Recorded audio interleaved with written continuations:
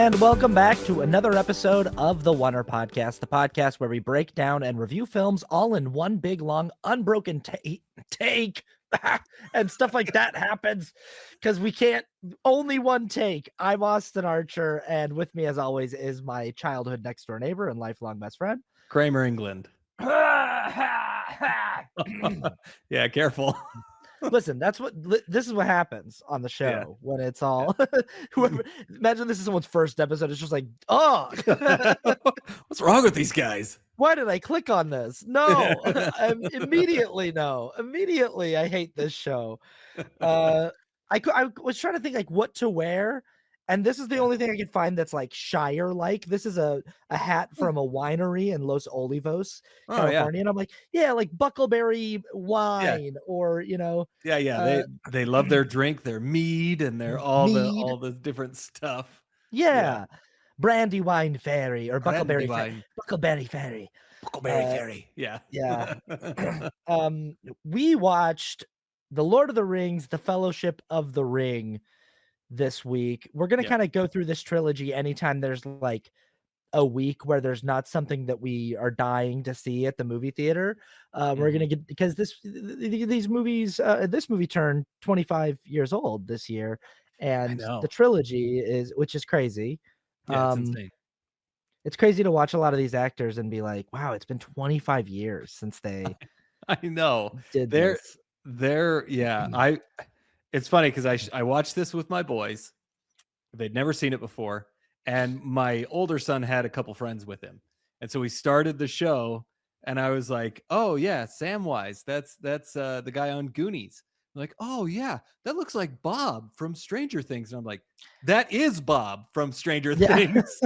Like, oh no, that's Bob. Bob's the goat. And I was like, yeah. So I should have realized. Yeah, and oh boy, are they in for a treat to find out how Samwise grows in this.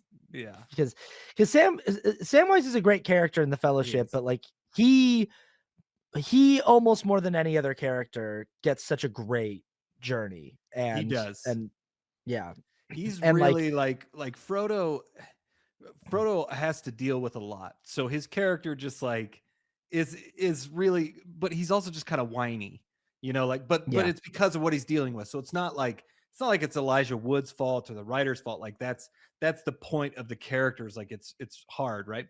But Sam is like so optimistic and so nice and such a good character that he really kind of steals the whole trilogy.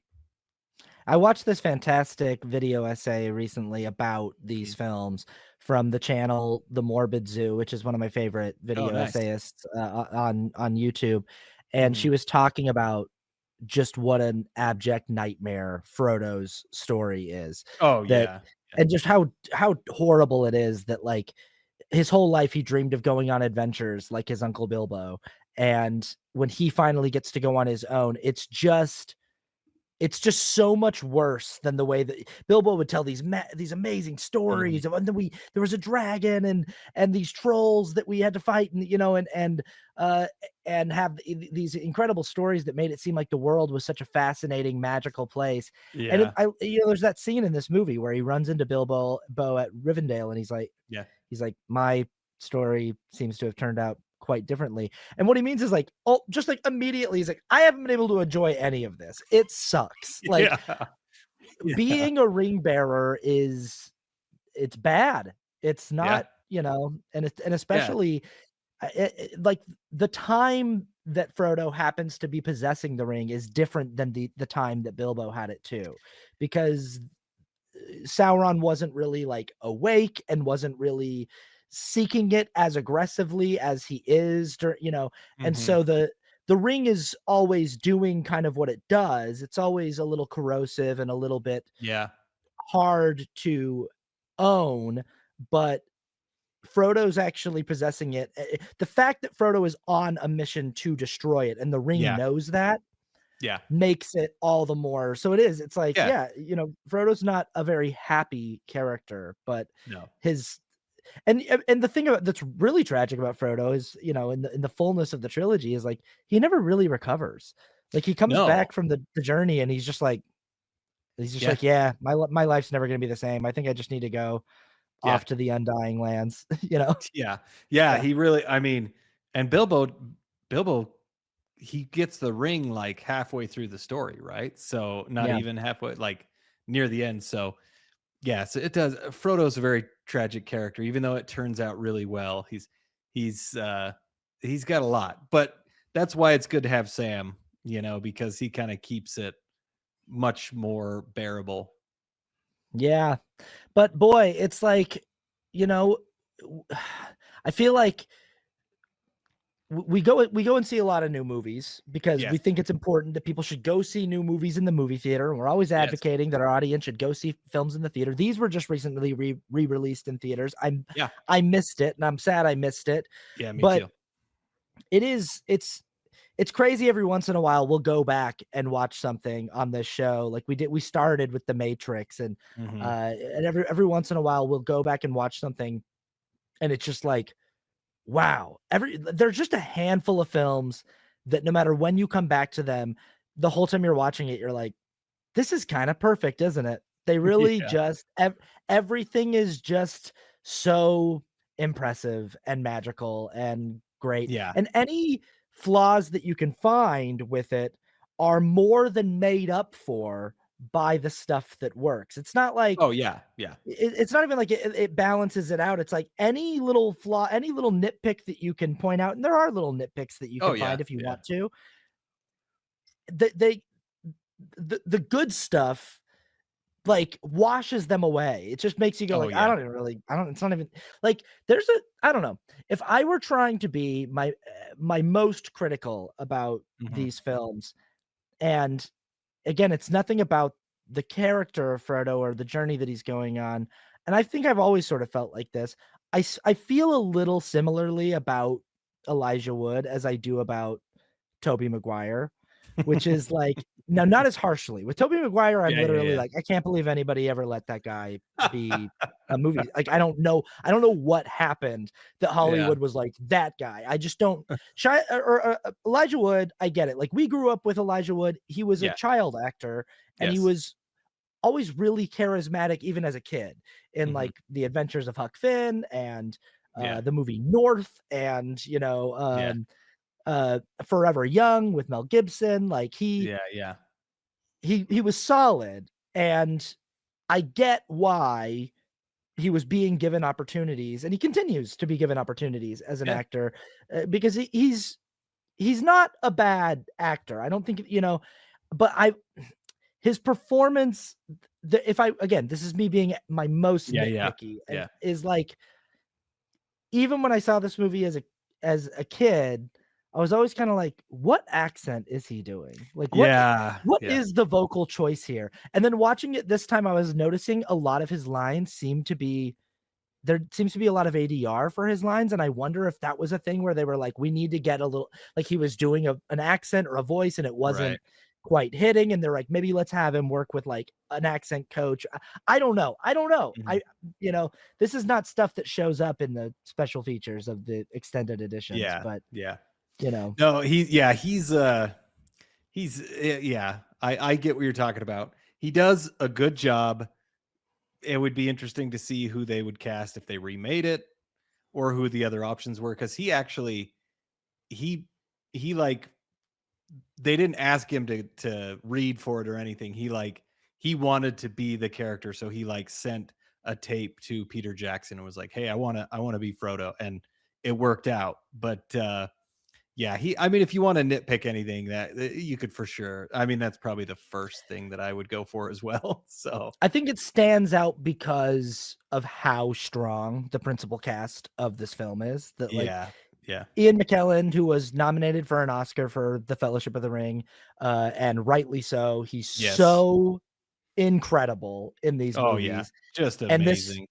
and in this first film, he's just so good. He's just Yep. so I mean, like, impossibly perfect, well cast Oh in yeah, this role. yeah. And you It's crazy. and there's the story too of like how Christopher Lee wanted to play Gandalf, how he really badly wanted Yeah, to be Gandalf, and Peter Jackson had to convince Christopher Lee that like he's better for Sauron. And yeah, it is like, man, when I think about that, I'm like, whew, good call. Like Yeah, I yeah, really. and they've both played villains in movies, Mhm, mhm. Ian McKellen's other most famous role is Magneto, but the difference between like Magneto and Count Dooku Yeah. is that Magneto is a more sympathetic Oh, villain even. absolutely. Yeah, He's a yeah. much more humane and like understandable person Yeah, and yeah, character. yeah, Dooku's just kinda, like, evil for the sake of evil. Yeah, he's So, just a Sith Lord. He's just and yeah, yeah, Siths are just bad guys. yeah. And Christopher Lee seems to play a more stereotypical bad guy, whereas Ian McKellen's Magneto has a lot more nuance. There's a Oh, yeah. I'm not, and this isn't me ragging on Christopher Lee here, No, he's you know? awesome. It's just saying his voice and his presence lend themselves more to this sort of archetype of Yeah, and and I don't know if Christopher Lee could bring the softness that Ian McKellen has as yeah. Gandalf, Yeah, you it know? really like, everything that he does and everybody, like, Viggo Mortensen, and even, I mean, Legolas, right? Why am I Best thing blanking on Orlando everybody's Bloom's ever name? done. Yeah, that and Pirates of the Caribbean, those 2, which this is But probably here's even the better for thing. him than Pirates of the Caribbean. Oh, I think so. By Yeah, yeah, you go back and watch that original trilogy, and it is crazy how often, or just, like, how useless Will Turner is. Like, you go back and watch those movies, and it's just like, you are here to do nothing but to just step forward occasionally and be like, "I love Elizabeth," and he's like, "I won't yeah, have you talking," like, "No." He's just sort of, like, there to be, yeah, like, the romantic lead, and it's like, "Buddy, yeah, get out of here. We got Jeffrey Rush here, who yeah. is killing it in these movies." And by the Yeah, way, Jeffrey Rush is the best actor in those movies, not Johnny Depp, Jeffrey Rush. Jeffrey But Rush they're is both pretty great. doing Yeah, yeah, but they're both doing, like, excellent work. And every time and Will Turner shows up, it's like, "Get out of here." But yeah, but yeah, but Legolas is like I was watching that scene in the Mines of Moria where they fight the cave troll mhm, and, yep, like, that's I remember as a kid, like, that's the first scene where we get to see who Legolas is as a warrior in the yeah, yeah, movie. Like, I think from the moment we're first introduced to him in Rivendell, we're like, that guy. Like, that yeah, guy, there's a mystique there. I like him. But then yeah, when he first and our first introduction to him is just him being, like, running across a chain and jumping on top of the troll's head and shooting an yeah, arrow, like, straight yeah, his, like, effortless confidence and yeah, his just sort of perfect aim and just yeah. his, you know Just yeah, he made the bow and arrow really cool, like, yeah, and it's been cool since then, I think because of what he did, like, yeah. how fast he was, how cool he was great, and then Gimli, Ah, John Reese Davies, John Rhys Davies, yeah, is that it, yeah, right? Yeah, yeah, John Rhys yeah. Davies. He's awesome, like, he's just great character, and then even Sean Bean, like, Sean Bean! Sean Bean is like such a great like y- you're so you're questioning everything that he's doing right throughout the whole movie, and then when he tries to steal the ring, and then when he turns and he's like crying, and then when he saves all of it, like I totally believed it, and then like like he pulls it off, like, and Well, it's good that he was in that role because he makes it work. right, and Sean Bean is also another person who, he's known for playing characters that have Yeah. villainous traits, but he's Yep. also known for dying in everything that he's in, Yes. and Yes. and, No exception here. Yeah. yeah, but this is I think you need Boromir as you need at least one member of the fellowship to show the tempting nature of the Yeah. ring because the fellowship, and again, if I wanted to be nitpicky here, I'd say the fellowship seems oddly unbothered by by the the temptation of the ring outside of Yeah. Boromir. Everybody else Yeah. seems to be able to handle the fact that it's around them Mhm. except for him. And and maybe that's I don't again, I've never actually read these books. The only one I've read half of Fellowship, and I've read, like, Right. half of The Two Towers. Don't know why I didn't finish either one of them, but I but, like, Yeah. I couldn't tell you if in the books people are more tempted because Galadriel is tempted by the ring. Oh, You know, yeah. Gal Yeah. who's, like, one of the most powerful sorceresses, Mhm. elven sorceresses in Yeah. Middle-earth, and she has a moment where she really grapples with the Yeah, force of yeah. the ring. But Mhm. and we do see early on that, like, Gandalf knows he's almost just like, I can't even really look at it. Like when Gandalf finds out what the ring is and he comes back to Bag End and he throws it in the fire and then he kind of just Mhm. takes it out and gives it to Frodo and he like won't look at it. And Yeah. it's just Yeah. sort of him being like, "Hey, tell me what's on it." Because he's Yeah. kind of like, I don't even want to like if I look at it for too long, it'll probably latch onto me. And Well, yeah, and then when Frodo's like, "You take it," like, you and he's like that performance there to by Ian McKellen, right? Where yeah, he kind of lashes out like, "Don't tempt me," right? Like, it's yeah, like it really is, and you can see the most powerful people, it's the most tempting for because again, they try to do good, but it would corrupt them. And yeah. Boromir just thinks he's powerful. Uh, anyway, yeah, it's some great. I mean, it's everybody does seem to be pretty unbothered besides Boromir Well, that they're all okay with it. it's interesting because like in that essay that I talked about, that Hmm. video essay, she she was really arguing for like Gollum being both one of the biggest villains, but also potentially the hero of the story. That like Gollum is the one who eventually is responsible for the destruction of the ring, you know? Yeah, yeah, Uh, and but there a lot of the conversation was like, and this was something I never really thought of, but she was just like, "What does the ring actually do?" You yeah, know, it's spoken of in these sort of vague terms where it's like, well, he the Dark Lord poured all of his hatred yeah. and malice into this ring. It Hmm. contains, kind of his soul. But it's like, but what is the power of the ring besides making you turn invisible? That's maybe one of the Yeah, physical yeah. properties. But what is it doing to whoever possesses it?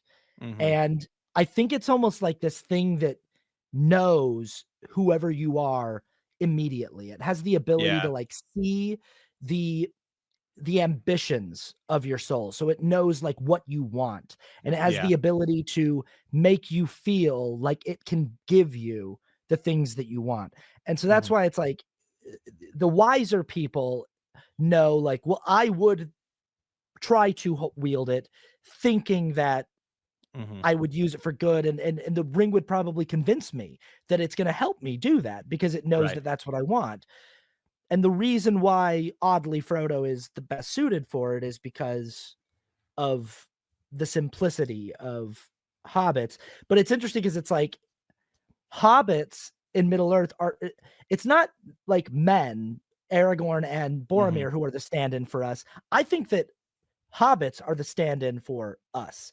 I think Hmm. that Boromir and Aragorn, through the lens of like Tolkien, when he's, as this allegory for World War One, they're Right. like soldiers, like they're Yeah, like a yeah, race of people who go and fight wars.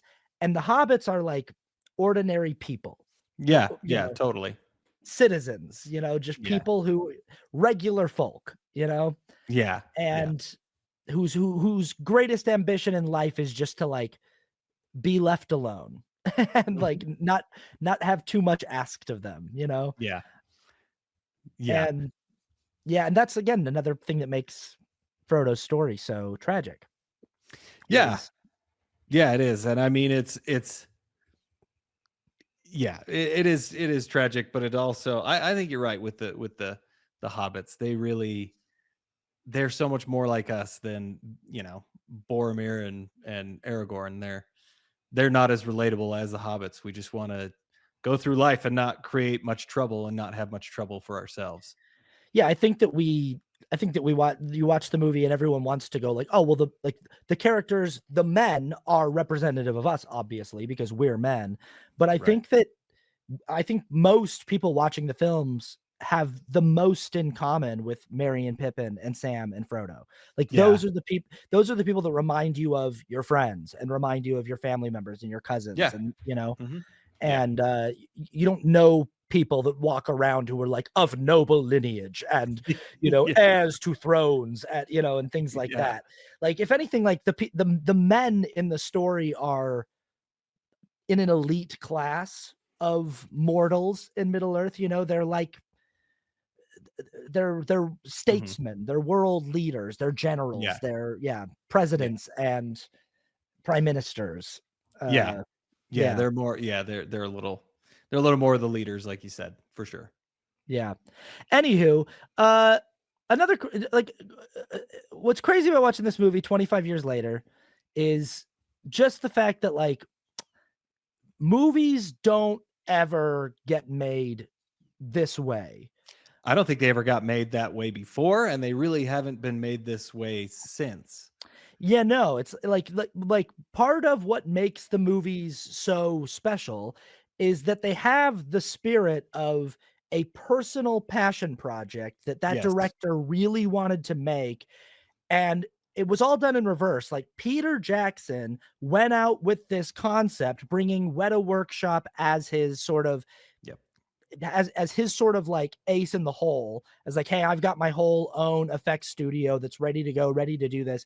And he pitched the project with himself attached as a director to Mhm. big studios, which is just not how this is done for people who are relatively unknown in Hollywood. Now, it's Yeah. not that Peter Jackson had zero credits under his belt. It's just that he was a New Zealander with some like indie hits under his Yeah. belt. Well, and they were all like horror comedy, like Yeah, not anything in line with what this is, which you're absolutely right. Like this was it's kind of the lore behind all of these films is almost as famous as the films themselves, right. which is another reason why it makes it so amazing. Yeah, Like all the stories that come out of this are pretty amazing. And like one of the Wonder Funners I did was from one of my professors who was the marketing executive for New Line Cinema who marketed the movie, which was pretty awesome. And then one of my other professors was the lawyer at the time for New Line Cinema, and he had some amazing stories. And all the stories that are around all of these all of these movies are all pretty amazing. And the fact that Peter Jackson, which I looked into this a little bit more, right? He did exactly what you said. He went around town trying to sell this movie. The other thing that is pretty crazy is that the Weinsteins, mhm. they yeah, Hey, the yeah, guy produced a lot of bangers, all he right? did. You can't. I mean, him Yeah, and his brother, and his okay? brother, like, unfortunately, we got to talk about him. But it's they had 5% of first dollar gross, Yeah, which means once the movie started making money, they would make 5 cents on the dollar. So it was like it was kind of crazy. No one wanted it because of that and because of Peter Jackson and all that. But Sony or I'm sorry, New Line Cinema took the risk because Bob Shea, who's the head, was like, this can be amazing. And like I guess Peter Jackson was originally like, hey, we can make this 2 movies and we can get it done easily. And Bob Shea was like, no, you need to do a trilogy. And like he took on the risk and it obviously all paid off. But well, like and I and also heard that there are a few studios that were like, "We'll do it if it's one movie. Make it one," and he yeah, was like, "I can't that's do it in one." yeah, and that's what And he would yeah, he told everybody like, listen, we're going to shoot this in New Zealand. We have to yeah, build roads. Like there's really like these places aren't really inhabited, so we've got to build roads. Like we have to do it all at once. And that was mhm. one of his conditions. And New Line was like, yeah, they were like all for it. And it was a total headache like for everybody in the studio. Like Didn't he, like, run out of budget, like, 3 weeks into shooting, yeah, and then he held the movie hostage because yeah.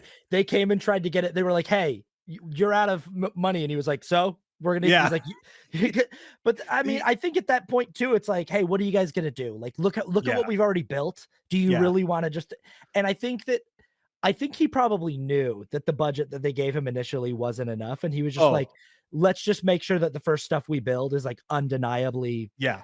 good," Yeah, and he he originally told them, and I guess this was Peter Jackson, like, "Oh, I could do each movie for $60 million." And then like the studio went a few weeks into filming or whatever it was, and they're like, "No way, that's not even close. Like we can't." And luckily, Bob Shea was like, "Listen, we want this movie, so just give him what he wants." And Peter Jackson, I think, took advantage of that, not in a bad way. I think, but I mean, he built a studio in New Zealand, and there's a big film studio there for him. So, but it all worked out. They made billions of dollars. So I think But again, everybody doesn't care anymore because it but made so but much money.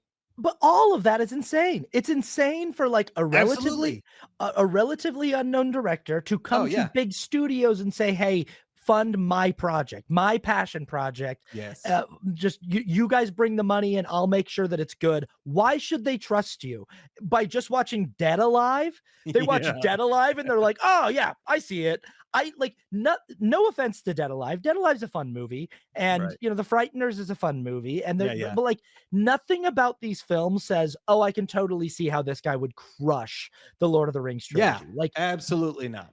nothing about and there's another No. one too. There's Dead Alive and there's one other Heavenly like Creatures, and oh, there's like Heavenly Creatures, yeah. And yeah. Heavenly Creatures probably more than any of the others shows like a little bit of there's a little Right. like some like fantasy elements to Heavenly Yeah. Creatures Yeah.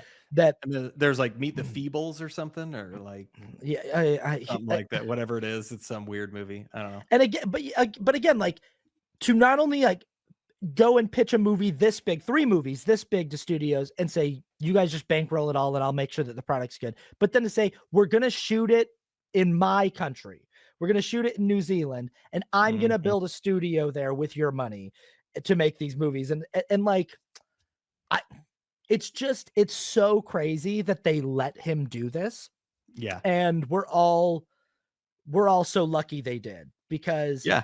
if they had gone the conventional route would have been a studio acquires the rights to Yeah. the Lord of the Rings trilogy, and they go shopping for a director who they know and they feel comfortable and who they feel like will take notes well and will be amenable to their input creatively and Mhm. will make the movie that they want them to make, versus a guy coming in and saying, "I already know what movie I'm trying to make. I've got it storyboarded. I've got it like, Mhm. like me and my team are ready to go. I just need you guys to put the money in the bank account and then go away." And Yeah. like, and Yeah. it's just crazy that that Bob Shea that somebody like caught the vision and went, "Leave this guy alone, let him do his thing." Yeah. And Yeah. yeah, Yeah, it is amazing. And it again, like it worked out, and it really really has changed. This is one of those movies that's like it has changed cinema forever, right? yeah, And in a good way. And it's one of those movies that will be remembered forever. And it was so like the fact that they did all three filming movies back to back is not uncommon. Filming 3 movies without having made one already has never been done before, and probably never will be done again, because it's too much risk, right? yeah. You want so like Back to the Future, they made Back to the Future, and they're like, "Oh, this was awesome. We made a ton of money. Let's make 2 and 3 back to back," which is, that worked. But the fact that like looking back on 2001, 2002, and 2003, every year my family has a tradition, we go see a movie on Christmas Eve, right? And Mhm. these were the 3 movies that we saw every year, and they were amazing. Like it was Yeah. so cool, just and there's something too that like, so Dune 1 and Dune 2, both awesome movies. There's some difference in them, right? Like Mhm. there's just a little bit different, but these all feel so cohesive. Mhm. Like because they were all shot at the same time. They're It's just one all big movie. yeah, it is just one, like, and they're all amazingly structured on their own, and they're all great individually, but they're all amazing as a whole too. So it's like I haven't And had that an experience like this. I don't think ever, and I probably won't again, which right. makes it all the more amazing. Well, that thing that you're talking about, exactly. It's like the little things that change between films because of just the time in between shooting, Yes. in any trilogy. So, for instance, The Dark Knight. Rachel is played by a Yes. different actress. It's, Yes. it's a completely different person playing Yeah. the love interest in the second film from the first film. And like the tone, like the color palette of The Dark Knight is decidedly different Yeah. from Batman Begins. Also, they shot it in a different city. So like Yeah. even though it still feels like it belongs to the Christopher Nolan Batman trilogy, it's definitely like they took the time in between films to make some creative Yes. adjustments. Back to the Future, Crispin Glover was being weird about his contract, so they have to Yep. hire a lookalike to play him in the second and third movie. And and he doesn't come back. Like he's not. It's a different guy, and it's so rare to see a trilogy like Yeah. this where, as we're saying, like what it's just one big movie cut up into three pieces, and there's nothing that like in between films they were like, actually let's tweak the character design of this character, Yeah. we want to tweak, it's just all I mean it's like watching, a TV show, but just like a 1 3 hour installment every year, 3 years Mhm. in a row. And it's so cool because we don't get to meet the character of Gollum properly until the second Yeah. film. But Yeah. once you've seen all three films and you go back and watch Fellowship, it's like there he is at the beginning of the movie, and there he is Mhm. following them through the mines of Moria and like being tortured and it's like, yeah, I mean, like it's like even though we don't really, well, the first time you see the film, you don't know a lot about him yet, but Yeah. all of it's all in there. All the Yeah. pieces are in there the whole time, Yeah. Well, and it's also fitting that like I remember when these trailers came out because they were amazing. The trailers were Yeah. awesome. And I was like super excited. I mean, we were both super excited for this movie, but it's so fitting that three of the most famous and most well-written books of all time have translated into three of the best movies of all time. Yeah. Like, and so when the trailers came out, I was like, "Oh man, that looks cool." Like, what is that story? And then like finding out from my brothers, like, "Oh, this is like a really famous book series," and like, "Oh," and so like I got to find out what everything was, and so I don't know. It's just kind of crazy that because that usually doesn't happen too. That like the books and the movies are pretty much on the same level. I know that everybody probably likes the books more, but the movies I are amazingly well. I watched another video recently that was arguing why the movies are actually an improvement, and it was the person kept being like, "Please, everyone, I know I you know. like I know there's the Tom Bombadil stands out there." And Yeah, from what I've yeah, learned about Bombadil, I get it. I'm just like, guys, be yeah. honest. There's not room in these movies for that No, character, and there's not a need for it. I know that in no. the book, like he's a fascinating character and he's interesting, but Yeah, what does he do for the plot of the films that we yeah. need him there for? And then there's also these other things that I didn't really know, that like apparently in the book, Aragorn as a character is decidedly more confident in his ability to be king of Gondor. Like he Mhm. fully plans on doing it at some point. He's just sort of like off sowing his wife. Like his whole like Strider days are just sort of Yeah, like but it's not, they made this choice in the films to be like, I think he should be yeah, more apprehensive right. about Yeah, his lineage and about his uh calling, like what he's supposed to do, yeah, because he's aware of the way that Isildur was right. tempted And it and yeah. yeah, and it works really well. And I agree, like, I read the first book, and I mean, I remember the movie more than I do the book. I'm not but yeah, I just like movies better, so but this is also like I do think it is better, but the both the books and the movies are so great. Like they're Also, both so amazing. like Arwen in the books is a character that largely just exists, like that's just sort of mentioned. She's like Yeah, talked yeah. about, but she's not seen. And they decided to bring her in and make her more of a presence. And Mhm. she's, even though Liv Tyler still has like not a whole lot of screen time throughout the three Yeah. films, her scenes, that the usage they get out of that character is so Oh, yeah. fantastic. Yeah. Speaking of her, so you talked about the trailers. These trailers came out at a time when I don't know if you remember like spending an entire afternoon at Kevin Barton's house playing N64 waiting for one trailer to Yes. download. We I would do wait remember all that, day yeah. long. Like when the X-Men trailer came out, we would like it would, Yeah. you know, like 15 seconds of it would be up. So we would watch like the first 15 seconds of the trailer and then be like, all right, we got to go back and play more video games. We'd play Yeah. video games for like another like 30-40 minutes. Yeah. And then we'd go and watch like, okay, there's 30 seconds of and this was one of Yeah. those trailers that we downloaded over an afternoon. And one of the early shots in there's a few shots that I still remember being from the trailer. One Yeah. is the get off the road quick, Yeah. the Yeah. Zolly shot on the, Uh-huh. you know, which is Yeah. like still just a Yeah. Oh, love fantastic it. shot. Yeah. There's this movie has just Oh. so many shots that I'm like, they storyboarded the crap out of this thing. Oh, yeah. Yeah. And just there's so many images that are so perfect. Yeah. But one of the first images from the trailer that I remember is Arwen riding from the 9 wraiths that are chasing her Yeah. through, you know, in that big aerial shot of Yep. her just Yep. riding through the New Yeah. Zealand wilderness. Yep. And that scene still, there's something about the aesthetic of that scene. It is so visually striking. And I Oh, think yeah. what it is it's just like in camera, real stunt Yes. writing, like Yes. real right, and like the fact that it's like all in daylight, that it's that Oh, you can yeah. see everything, and the image of this white horse being chased by these like 9 cloaked black riders is Yeah. so visually striking and awesome. Oh.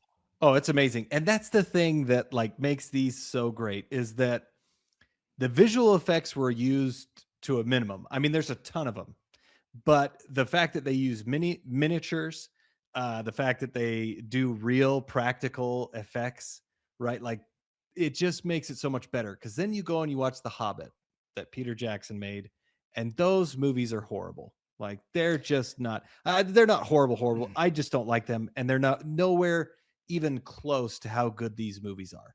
You can't Like help but compare the Hobbit movies to these you movies, have to. and you can't help but, like, be upset every time you see a CGI orc, and you just remember, like, the Yeah. prosthetic work from this Oh trilogy, yeah.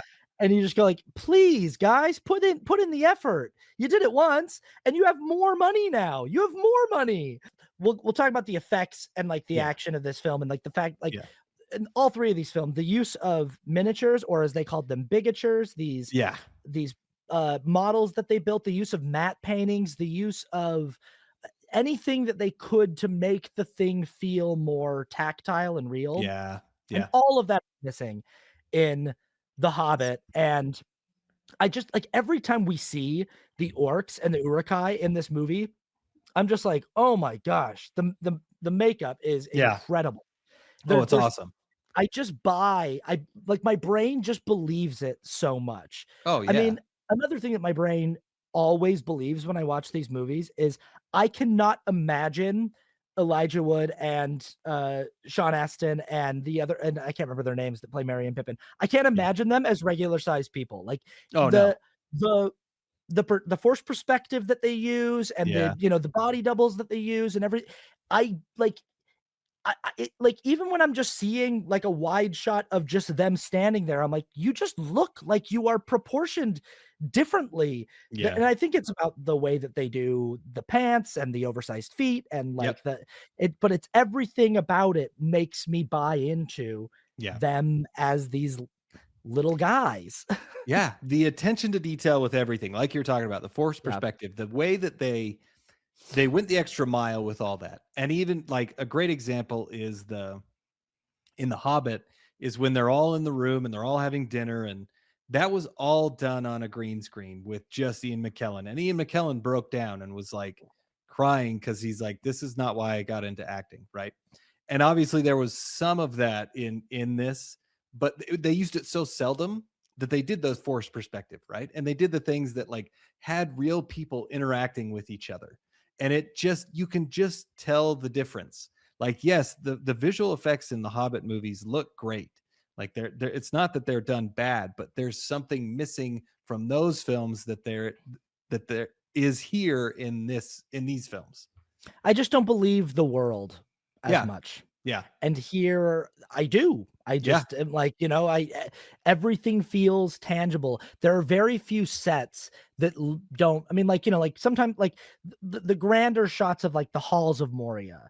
I'm Yeah. like, I'm a little aware that it's Yeah, not yeah. Yeah. that it's CGI. And Yeah. there's just, I mean, like, again, if I wanted to be as nitpicky as I possibly could, there's like that shot after Gandalf dies, after the confrontation with the Balrog, which also the Balrog's one of those creatures that also looks a little, but like I sort of forgive it because I think Oh, it's supposed to sort of yeah. be It's like a demonish, but I love how it looks too. But yeah, it's they if they were to do it now, it would look better. it would But look a I little don't really more, yeah, yeah, I don't really care because the movie is I'm so immersed in it and he yeah. does look so cool. Even my sons were like, "Wow, that guy looks really cool." And it's like, Oh, yeah, it and does. but the way that Ian McKellen's performance sells the stakes of that Oh, dude. monster, the way, like, the fact that, like, the most powerful member of the Fellowship is, like, you got, and, like, just I Yeah. love the faces Ian McKellen makes.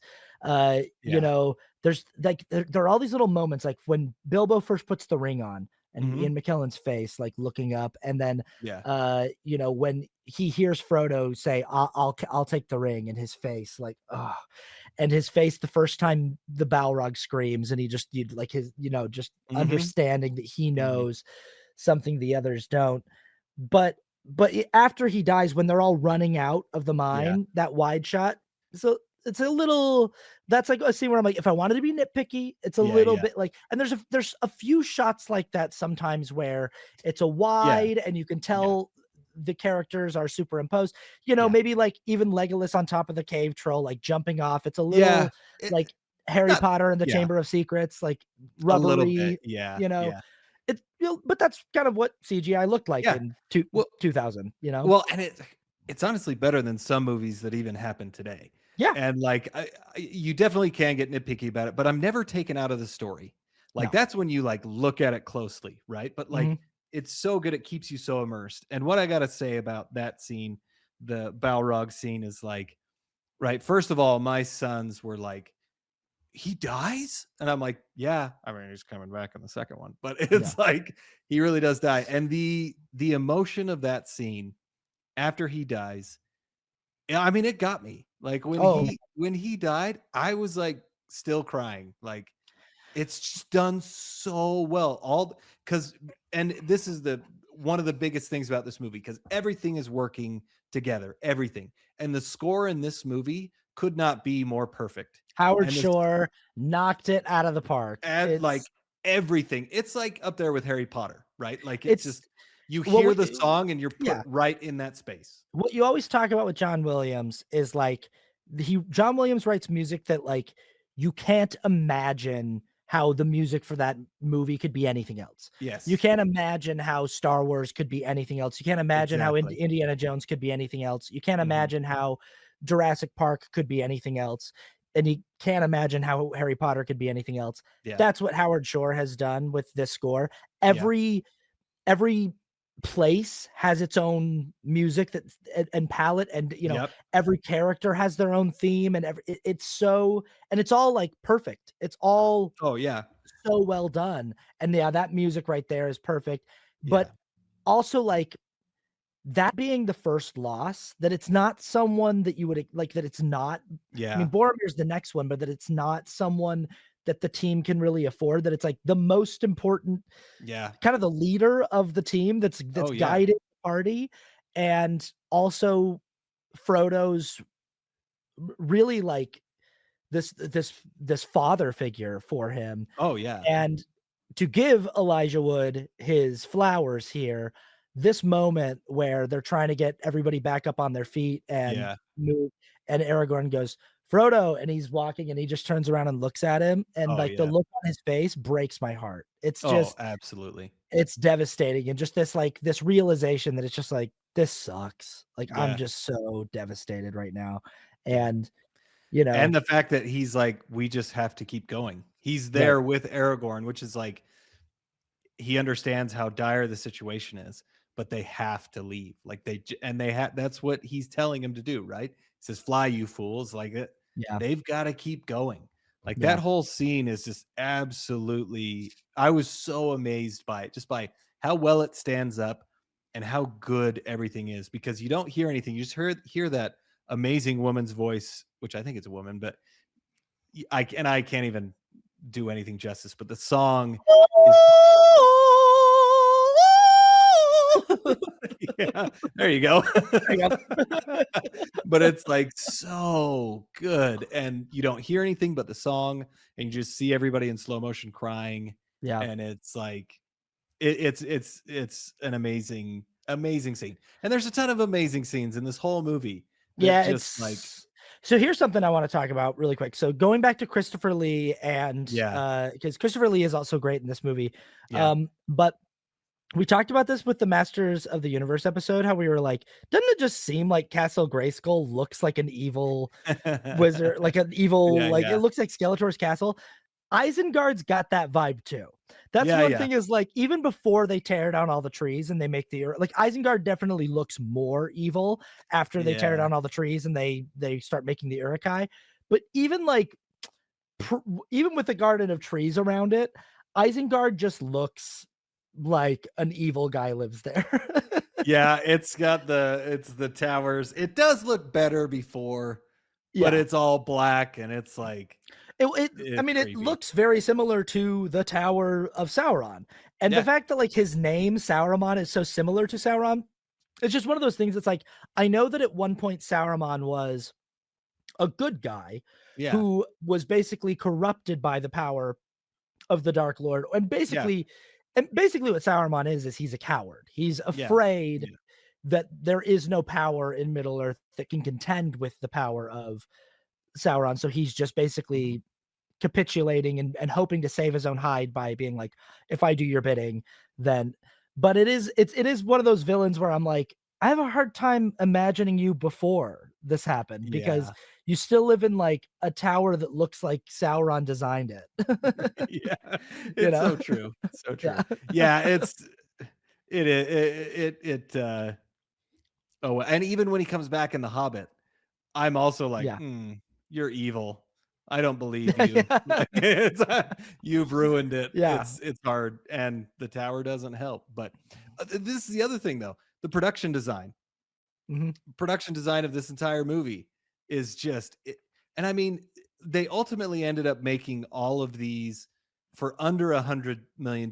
Each one is like it was like 90 million each or whatever. It's around Which is that. crazy.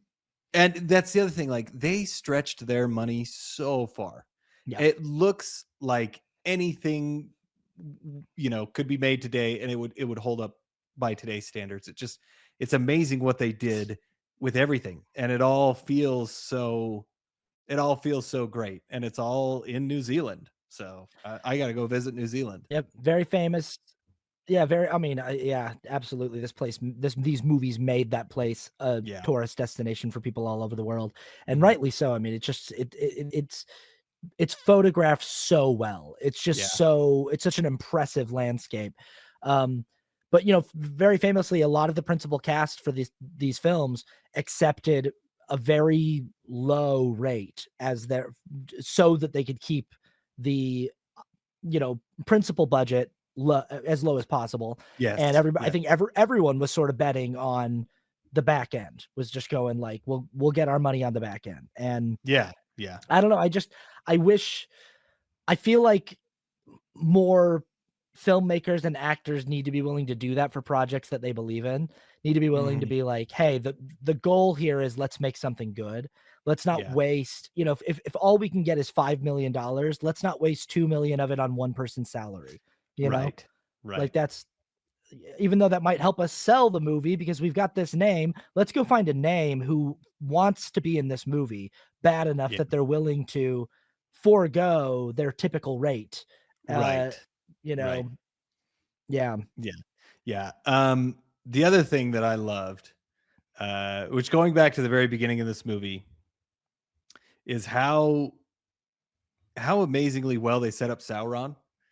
Uh, like he is, first of all, his like crown thing that he has, and then the way I think the fact that Peter Jackson is kind of a goofy filmmaker works really really well because he has that shot that's behind, so Sauron walks into the frame and it kind of goes Dutch, Mhm. and it's just like showing at the top of his helmet looking over everybody, right? Mhm. And then he has this huge mace thing and he just starts plowing everybody, right? And like just it's amazing how powerful and how cool he looks. Oh, yeah. And then that I mean he literally is in a physical form for probably less than a minute. And how they set him up is like you're scared of him the rest of the 3 films, and all you see is his eye, and Y but that's, like, all that's need it's incredible. You're so scared of him that you're scared of anyone who like, the ring wraiths are scary because they are connected to Yes. they're like fingers of his. They're like Yep. extensions of, of his, bodiless form, Mhm. and the way that the ring wraiths are done in this specific movie, in Fellowship of the Ring, is so I mean, like, you're talking about like these cool shots, like Oh, that yeah. shot of Tower. I love. There's so many shots with the ring wraiths that are amazing, but I love the shot where it's like early morning, like just before sunrise, and like Mhm. almost like a crepuscule, Mhm. twilight color, and we're looking at this beautiful landscape. And then just this like ring wraith just steps into the shot and looks Yeah. over it, and the music changes and the mood changes. But it's like there's so many great shots with them. And then the scene at the watchtower where Frodo gets stabbed by the Witch King, Yeah, when yeah. they first like walk through those, when it's just darkness, and then they like Yeah. step up and walk through, and like Yeah. he shows like the shot of like their feet like walking down. There's Yeah. so and then like the wide of just all the hobbits being surrounded by these like five just so imposing, so scary, so terrifying. Yeah. And I remember the first time seeing it too, just being like, well, how are they going to get out of this? Yeah. Uh, Yeah. and that's where we first get introduced to like how cool that's where we Yeah, yeah. understand the game of Aragorn, that it's like, Yeah. I didn't know he had it like that. Oh, Oh, yeah. okay. Yeah, and you You really know, like because 'cause you're kinda wondering about him, and then that he really proves his worth, which is awesome. And this is also throwing the torch into the guy's face is oh, awesome. yeah, and it's like Yeah, like the screaming sound thing. design, speaking of which, Oh, yeah. the sound design for not only the wraiths, but their horses too, and just Yes. everything in this, Yeah. everything is so right, Yeah. you know? It all works so well, and also it's amazing, Viggo Mortensen came in, like, they had started filming, and then they replaced Stuart Townsend, who was originally gonna be Aragorn, and he came in and just, like, really kinda saved the movie.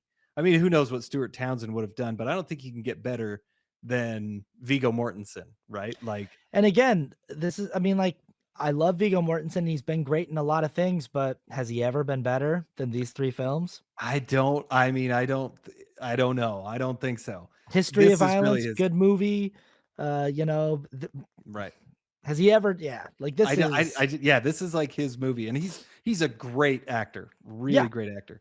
But he really killed the role, and it was interesting because they were considering, so they knew they were going to replace Stuart Townsend, and then they were considering Russell Crowe and Daniel Day Lewis, who I thought, oh yeah, those actually would be very interesting, very good. But I still don't know. Like Russell Crowe probably would have been they both would have been amazing, but Viggo Mortensen is just also so perfect for the role that like I can't imagine either of them doing better than he did. There's another actor in this movie that, I talked earlier about how one of our first episodes was The Matrix, and like there's these few movies that are like perfect movies. Yeah. And when Hugo Weaving showed up, I was like, how crazy that Yeah. he's in that movie and this movie. Yeah. I know that, and then like V for Vendetta is also like a pretty great film. Oh yeah. Uh Oh yeah. but The Matrix, not necessarily the whole trilogy, but The Matrix Yeah. and these films are about as close to perfect as you can get. Yeah. And he's a much smaller role, obviously, but I'm still just like, Hugo Weaving, he's got the sauce. Like, throw him in there, you know? He does. He's just one of those guys that immediately gives presence, and like being Elrond, this very wise old person, like you just believe it. And I mean, this obviously came out after Matrix, but it was so the casting in this movie, like if the casting Oscar were around at this time, this probably would have won because Oh and yeah. Kate Blanchett, Ah, Kate Blanchett, like, how is she so good? This is the first role that I really knew who she was, Yeah. and even back then when I had no idea who she was, I was like, "Wow, this woman is really, really good," and, like, very strange, but, like, in the best way, because it's like, Yeah. is she good? Is she bad? Like, what's Yeah. wrong with her? Like, how like, and her scene is very strange, but she just, like she's in the movie for 5 minutes, and she leaves such a lasting impression. I mean, because she also narrates at the beginning, but like she's perfect. Oh yeah, Galadriel is, Yeah. and it just goes to show like what great actors can do. That it's just like Yes. she is in a relatively short amount of time, but you don't think of it Mhm. that way. You think of her as being like a pretty similar with like Liv Tyler as Arwen. Like you think Yeah, of her yeah. as being in more of the film than she is because she's very well cast and she leaves a really good impression. Um, Mhm. yeah, I mean, so we talked about Howard Shore's music. We talked about the production design and the practical elements and the forced perspective and all the magic of making you Yeah. believe it and making you the buy-in, all that stuff. Um, Again, if I wanted to get nitpicky here, I could say there's maybe no characters in cinema history with like thicker plot armor than Aragorn, Gimli, and Legolas in all of the fight scenes that they're in. They just seem like invincible. It's that kind Yeah. of John Wick level, like nobody's ever going to do anything to any of these guys. Yeah. And maybe it would be interesting to be like Legolas is the one who's perfect and Mhm. the others struggle because they don't have his perfect eyesight and which would, I think it would make him more special. But that's what's cool is they still find a way to make him stand out even though all three of them are pretty flawless as Yeah, like yeah. warriors. Mhm. And I don't know, I've always just kind of enjoyed the three of them in the action scene so much that I'm like, I don't really care that they have that, like, Oh, yeah. nothing ever has that it seems like the three of them can take on thousands of Urukai and orcs at a time and Yeah. with no Which problem. is pretty much what happens. But Yeah, again, yeah, it's like such it's so fun. And I mean, yeah, Aragorn is he does actually get beat up more than the other two, but I mean, in the end, and the end fight in this between him and the Urukai, I can't remember the Urukai's name, but like that scene as well when Boromir gets shot, right? He's been shot however many times, and then Aragorn comes in, like it's still so good. mhm, And like the fact that so I mean there's so much lore behind all of this. When the Urukai throws the knife, it was a real knife that was thrown directly at Viggo Mortensen, and he instinctively hit it out of the air with his sword, and like it could have killed him, but he because the guy who was doing it, he was in so much makeup he couldn't really see, so he just threw it, and he was supposed to throw it like past him, but it didn't, and he hit it out. So when he smacks it out of the air, that's real, like that's mm. really him doing that, and so Wow. makes it even more amazing that that happened and makes the fight scene so cool.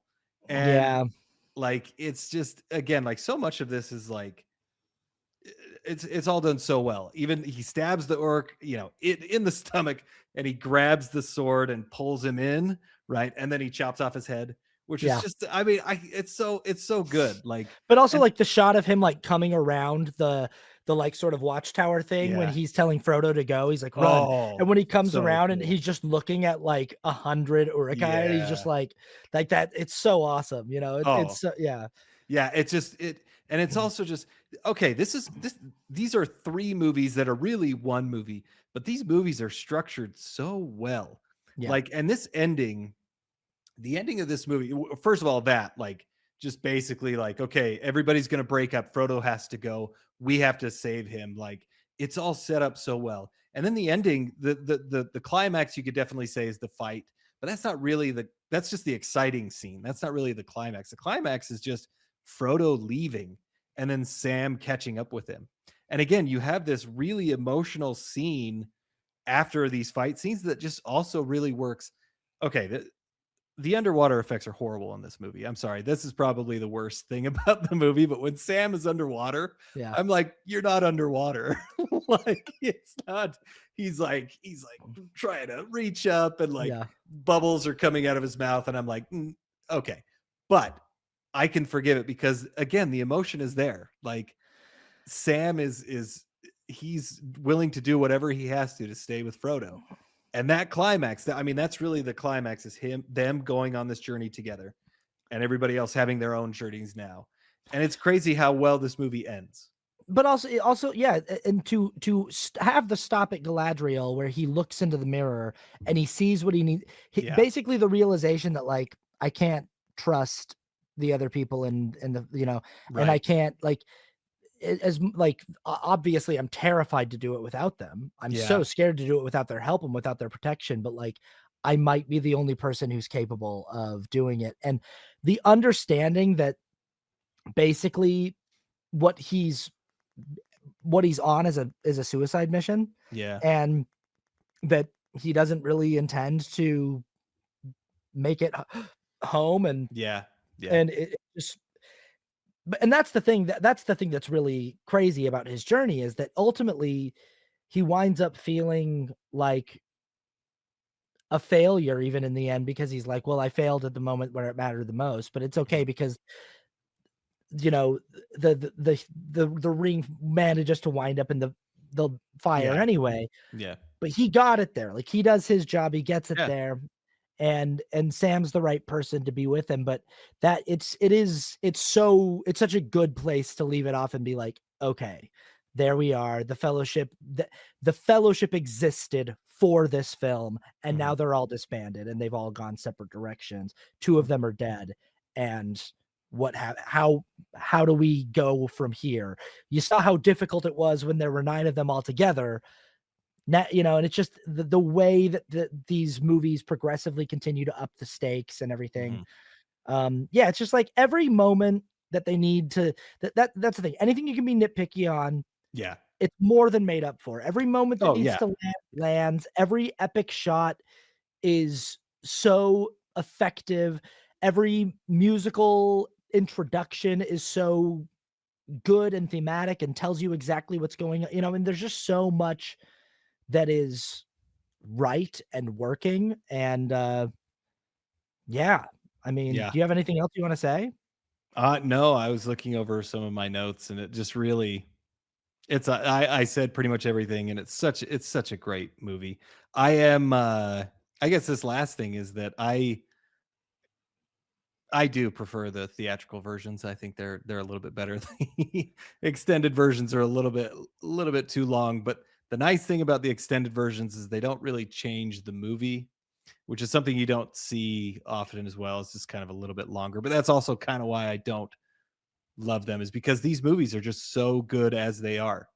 Yeah, Like, that's the pace is so good. yeah, Early on, there's a lot to get through to get them to yes, Rivendell to form the Fellowship. There's a yes, lot to get through, and they do such a good job of moving through it briskly without feeling like they're rushing, which yes, is yes, which is just a tough balance, and I agree. I think that the theatrical versions overall are better. There are some scenes from there are moments from it, like, I really like the yes. mouth of Sauron coming out in the Return of the King extended Right, edition. right. Yeah, Like, yeah, yeah. there are some moments that I think are fun, Yeah. but I think overall, like, the edit that was landed on for the theatrical releases is really impressive because Yeah. it shows it's just like everything that's necessary for you to feel like we're not rushing through the story. Uh, we're getting enough on each character, just enough, Mhm. but we're also moving at a good pace, you know? Yeah. Yep. Yeah. Yeah. But yeah, that's all I gotta say. Should we get into our scores? Yeah, okay. So we give scores on this show out of 10, 10 being the best. We give scores for technical rating. That's just the craft of the film. We give a score for the ending. We give a score for rewatchability. We give a score for cultural impact, and we give a score for subjective. So, um, I mean, do you have any score that's not a 10? No. They're all 10s. Yeah, me too. I mean, really, this is the thing. Which we talked a little. You're like, I don't think I need to score this. I was like, yeah, it wasn't hard for me. So everything is a 10. I mean, the technical achievement is can't be overstated. Mm-hmm. The ending of this movie specifically is just so fitting. Mm-hmm. And then the rewatchability, I can rewatch this. It is long, but it moves so well, like we talked about. The cultural impact can't be overstated. No, not at all. That's like this movie is why we do the category of cultural impact. It's for movies like this. Yes. It's because every once in a while there's a movie that's like, oh yeah, this movie, part of what makes it so special is the impact that it's had on cinema and on storytelling and on the culture. And because sometimes we do it that we'll be talking about a new movie and it's like, I don't really know what the cultural impact of this movie is, but this movie is why we do that score. It is. And it is, I mean, everything has been, you see influences in so much. And they actually had an algorithm, a computer program that like when they had huge groups of people, they would be able to do their own thing and make it look like they are not just repeating things that other other people in the program are doing, which also just made a huge impact. So the visual effect impact, everything, and then just culturally, I mean, we still talk about them.